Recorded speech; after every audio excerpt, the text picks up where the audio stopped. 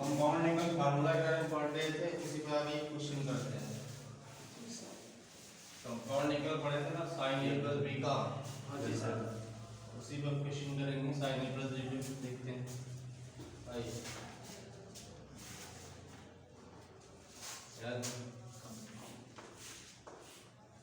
दिए ऊपर एक बार याद कर देता हूँ। sin a plus b दिख रहा है उसमें?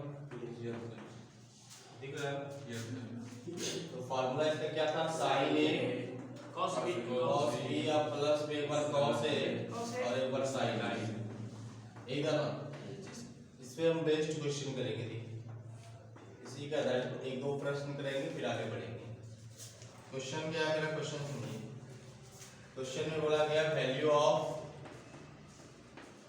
इसका मेरे को वैल्यू देना है, value of sin 45 plus theta cos 15 plus theta minus cos 45 plus theta और फिर sin 15 minus theta 15 plus theta. अच्छा यहाँ माइनस होगा फिर वही माइनस होगा। जी सर। देखो सेम टू सेम उसी पे क्वेश्चन है, अगर ध्यान से देखो तो उसी पे ये बेस्ट क्वेश्चन है। देख पा रहे हैं? उसी पे ये बैठा हुआ प्रश्न है, उसी पे आपको दिमाग लगाना है। ठीक है, हम उसी के ऊपर दिमाग लगाते हैं। देखिए इस पूरी कहानी में सर वो पे माइनस भी है बीच में, तो क्या दिक्कत है? मैंने बोला था यहाँ माइनस लगेगा तो यहाँ भी माइनस कर देना। ये आपका साइन ए है, ये cos b है, फिर cos a है, sin b। तो इसका सीधा फार्मूला होता है sin a माइनस b। पीछे माइनस होगा तो माइनस b। ये आपका a था और ये आपका क्या था? b। तो फार्मूला होगा sin a माइनस b तो 15 प्लस थीटा। आगे इसी को सॉल्व करेंगे तो ये बन जाएगा sin 45 plus theta minus 15 minus theta plus theta minus theta का कम घट के 45 में 30 और sin 30 का मान कितना होता है? कितना होता है? हाफ। तो ये आपका आंसर हो गया। ये पहला क्वेश्चन डन। तो इसी तरह के हम क्वेश्चन करते रहेंगे। ऊपर यहाँ तक दिखाई देता है? Yes sir. यहाँ तक? Yes sir. अब देखते हैं आगे। अगला क्वेश्चन बताते हैं। अगला क्वेश्चन है बहुत ही सिंपल सा क्वेश्चन है। अच्छा अब आपको ये बता देता हूँ, आपको ये भी याद होगा अगर cos a प्लस b का फार्मूला आ जाए, cos a प्लस b आ जाएगा तो यहाँ होगा cos a cos b plus का माइनस है ना, sin a और sin sin। अगर आपका यहाँ माइनस हो गया तो यहाँ प्लस। इस पे भी क्वेश्चन हम लोग करते हैं। देखिए इस पे क्वेश्चन मेरे पास है। क्वेश्चन में है वैल्यू ऑफ बिल्कुल cos 45 plus theta cos 45 plus theta फिर है cos 15 plus theta 15 plus theta और फिर मेरे पास है प्लस का sin 45 प्लस थीटा और फिर sin का 15 प्लस। तो देखिए सेम टू सेम वही क्वेश्चन है, cos a cos b plus sin a sin b। तो उसका फार्मूला क्या होता है?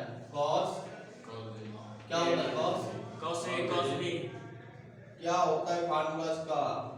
cos a b क्या cos a plus b है cos a minus b plus है बीच में, ध्यान रखो बीच में प्लस है तो कैसा प्लस कब लगता है? जब यहाँ माइनस होता है तो यहाँ प्लस लगता है। तो सीधा सा फार्मूला ये किसका बनेगा? cos a minus b का, cos a minus b का, क्योंकि माइनस इसके आगे प्लस लग जाएगा। तो cos a का मान हो गया 45 प्लस थीटा और फिर माइनस 15 प्लस थीटा, तब ना ये माइनस का प्लस बन जाएगा। अब इसको थोड़ा सॉल्व करिएगा तो बन जाएगा cos 45 plus theta minus 15 minus theta, ये और ये कट जाएगा तो बन जाएगा cos 45 से 30, cos 30 का मान कितना? √3/2। तो अगला क्वेश्चन करते हैं इसी के ऊपर, सुनिए। अब अच्छे क्वेश्चन पे आ गए, अभी तक ऐसे ही फालतू चल रहा था। क्वेश्चन में कहता है sin अल्फा बराबर 3/5, sin अल्फा का मान कितना दिया हुआ है? 3/5 एंड cos बीटा का मान मेरे को मिला है 9/41, 9/41। आगे चलता है कि अल्फा बीटा जो है वो अपने आप में फर्स्ट क्वाड्रेंट में है। कौन सा क्वाड्रेंट में है? फर्स्ट क्वाड्रेंट में। तो फर्स्ट क्वाड्रेंट फाइंड, पहला क्वेश्चन पूछा है sin alpha plus beta, sin alpha plus beta, और दूसरा क्वेश्चन पूछा हुआ है cos alpha minus beta, cos alpha minus beta. इसमें यहाँ तो दिखाई दे रहा है? नहीं, इसके एक पार्ट ये ओके। अगर इसमें दिमाग लगाते हैं, इसको सॉल्यूशन करके देखते हैं। आइए, सबसे पहली बात इसमें क्या है, इस पूरी कहानी में इतना सा क्लियर कर दिया है कि अल्फा बीटा जो किस क्वाड्रेंट में है। तो अल्फा और बीटा अगर फर्स्ट क्वाड्रेंट में है तो मुझे पता है कि फर्स्ट क्वाड्रेंट में सारे फंक्शन पॉजिटिव होते हैं। याद होगा ये बात? ऑल फंक्शन पॉजिटिव होगा। तो ठीक है, तो पहली बात मैं जानबूझ के यहाँ निकाल रहा हूँ sin अल्फा का मान कितना दिया हुआ है? 3/5। तो मेरे को पता है कि cos अल्फा जो होगा, सुनना, cos अल्फा निकालने का तरीका देखो, ये किसका मान है? sin अल्फा p का, और ये किसका मान है? h का। तो b कैसे निकालोगे?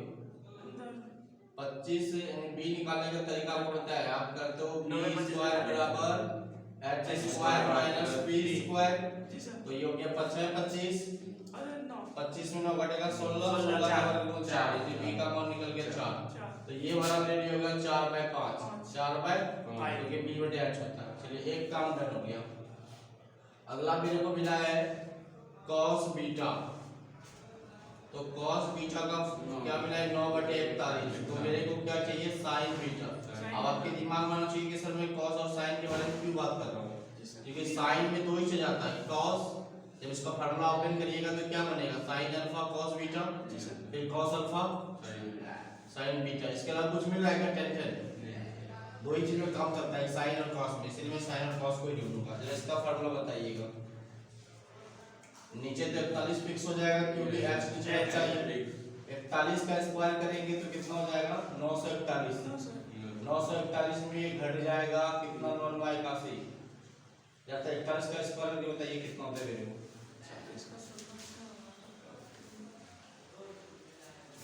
1641 होता है। 1681 होता है। 1681 में 81 घटेगा तो 1600, 1600 का वर्गमूल 439 हो जाएगा। कितना हो जाएगा? 40। ठीक है, अब मेरे को जो क्वेश्चन मिला है मैं उसमें बात करता हूँ। 1681। हाँ, हो गया, क्लियर हो गया। घटाओगे इसमें 81 तो 400, 4 16 से बचेगा, 16 से गुणा 40 हो जाएगा। अब आते हैं, मेरे को जो मिला है मैं उस पे दिमाग लगा रही हूँ। पहला क्वेश्चन है sin अल्फा प्लस बीटा के ऊपर दिमाग लगाना है। तो इसका मतलब हो जाएगा sin अल्फा, सुनना मेरी बात, तो sin अल्फा फिर cos बीटा, प्लस का है तो प्लस, क्योंकि sin है तो प्लस का प्लस होगा। अगला क्या होगा फिर? cos अल्फा और sin बीटा। मेरे को तो मान रखना है, मान रखने से मतलब है। जरा sin अल्फा का मान देखिए 3/5, cos बीटा का मान देखिए 9/41। अच्छे से देखिए, देखो पहले प्लस cos अल्फा का मान देखना है 4/5 4/5 और sin बीटा का मान देखना है 40/41 40/41। जब इसको आप मल्टीप्लाई कीजिएगा तो 9 दिया 27, इसको गुना कर लीजिएगा तो हो जाएगा 205 प्लस इसका गुना कीजिएगा तो 160 और ये वाला हो गया 205। एलसीएम कीजिएगा तो 205 आएगा 27 प्लस 160 जोड़ लीजिए 87 कितना आ रहा है? कितना? 187 तो जो भी आ रहा है वो आंसर जाएगा आपका। तो उम्मीद है कि अगला क्वेश्चन आप खुद कर सकते हो। ये कर लोगे? Yes sir cos alpha plus beta का फार्मूला बोलो। cos अल्फा फार्मूला बोलो cos अल्फा बीटा का। cos अल्फा और cos alpha cos beta cos alpha into cos beta minus का plus sin alpha into sin beta. इतना से नहीं आता है तो तुम लोग पक्का बेकार हो जाओगे, पहले बता रहा हूँ, बाद में कोई नहीं समझाने आएगा। इसलिए क्लास में रेगुलरिटी रहो, नहीं तो कोई नहीं बचाएगा, पूरा कैलकुलस ऊपर हो जाएगा। याद रखने सारी कैलकुलस में दोबारा की सारी बातें आएगा, क्योंकि ऐसा माना जाता है कि जिसका ट्रिगोनोमेट्री बढ़िया है उसका कैलकुलस ऑलरेडी अच्छा ही हो जाता है। इसलिए ये सब आपको पढ़ना पड़ेगा, ठीक है। अच्छा, अब ये जो हुआ ये क्वेश्चन मैं आपके लिए छोड़ दिया, होमवर्क कर लेना, वो आसान क्वेश्चन है। मैं एक अगले क्वेश्चन की तरफ बात करूँ, मेरा अगला क्वेश्चन सुनना। ये क्वेश्चन बहुत इंपॉर्टेंट क्वेश्चन है ना। मेरे को मिला है साइन बी माइनस सी, साइन बी माइनस और नीचे में मिला हुआ है cos b इंटू में cos c, cos b into में cos c प्लस का मिला हुआ है साइन c माइनस a और नीचे मेरे को मिला हुआ है cos c into cos a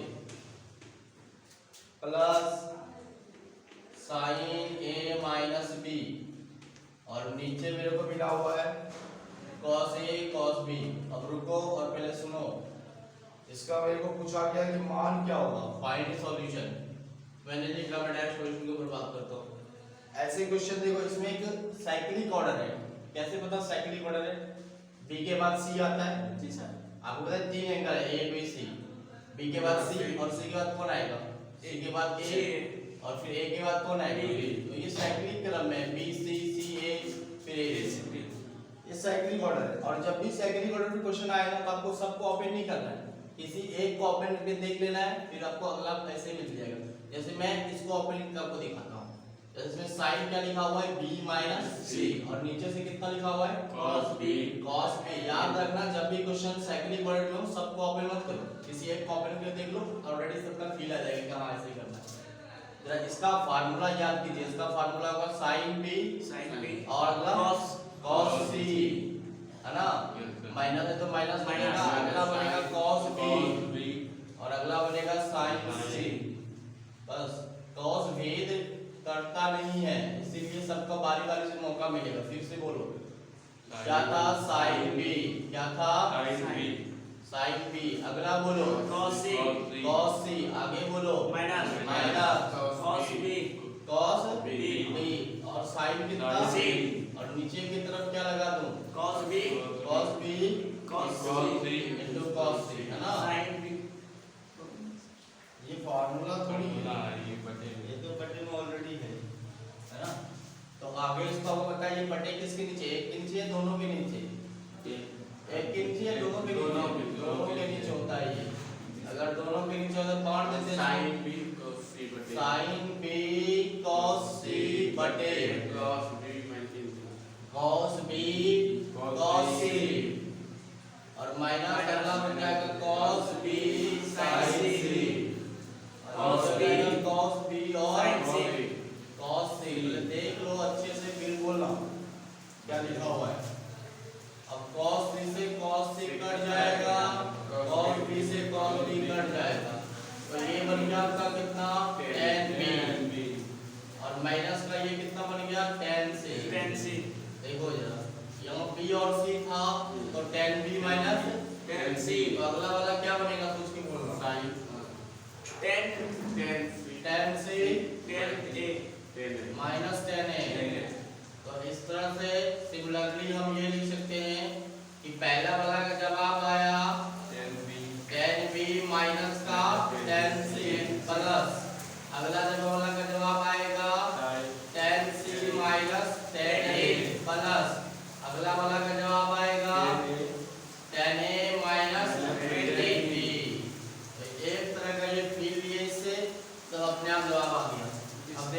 plus का माइनस में कट जाएगा, प्लस का माइनस में कट जाएगा, प्लस का माइनस कट जाएगा, तो क्या आंसर है इसका?